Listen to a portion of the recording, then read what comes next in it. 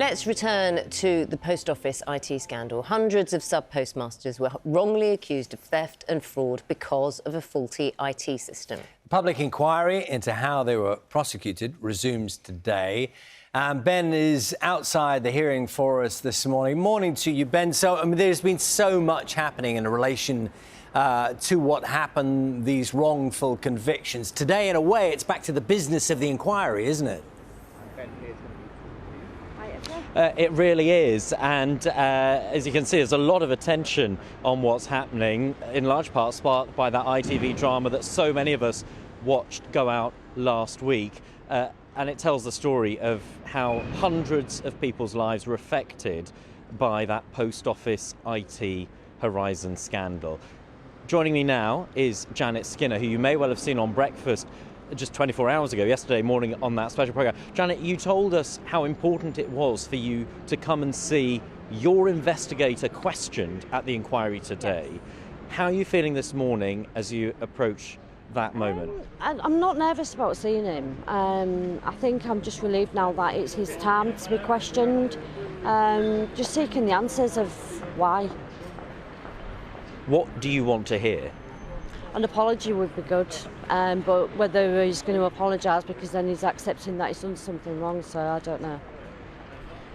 When people ask you about the impact all of this has had on your life, how do you sum it up? How do you convey that to people who have not lived through it as you have lived through it? It's impacted everything about my life. I mean, this has controlled my life since 2006. I mean, I was employed by the Post Office in 1994. So, I mean, they've had the best part of like 30 years of my life, really. Since you were on the BBC Breakfast special yesterday, the Prime Minister has now announced a new law will overturn all the remaining convictions. Victims will get £75,000 upfront compensation. Yeah. How do you feel about those measures? So, I mean, not everything that the Prime Minister did yesterday doesn't affect me in any way. I had my conviction overturned in 2021. The 555 that are going to receive the £75,000 doesn't involve me, because at the time of the settlement in 2019, I had a criminal conviction, so we was excluded from the settlement anyway. So anything that was done yesterday doesn't really affect me in any way, doesn't change anything. What would you say the mix of emotions is that you feel as you approach this inquiry today? Do you know what? I feel stronger because I've got a really, really good support from my legal team. So I think they've given me the strength that I need, really. The aim of the inquiry is to get to the truth. Yeah. How confident are you that will happen this time?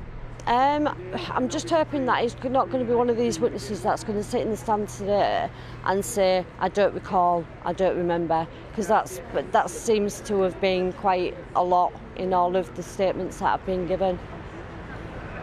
And when you look at how much attention there is, I mean, look at the press pack, look at the photographers, the camera crews.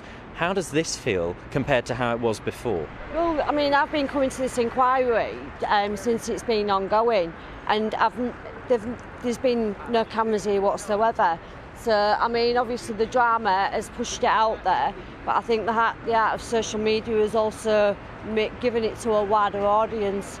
It's also given people an understanding of what we've had to endure for years.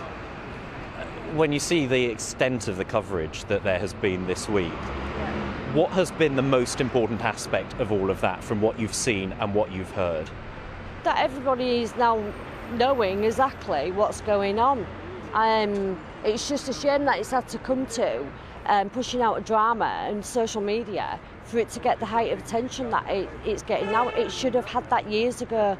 The government have been aware of this ongoing situation for years. It's not just something that's just happened. Is it painful? Does it hurt having to relive what you went through again and again, or is it a relief that people are now interested and listening and want to hear? A bit of both. Sometimes you get upset by it, and then other times you've got to gain strength from it. Janet, thank you so much for speaking to us. I know it's a busy day ahead for you, but thank you very much. And I hope that the inquiry gives you the answers that you have waited so many years to hear. Thank you. And it is worth remembering that for all the legalistic language, the complicated explanations that you'll hear if you're following the inquiry throughout the day, there is one simple aim at the heart of it all: to get to the truth of what happened, how and why the Post Office pursued hundreds of those innocent men and women over 2 decades, resulting in many of them losing businesses, homes, reputations, some of them even losing their liberty and even their lives. Ben, thanks very much. Ben Boulos there for us.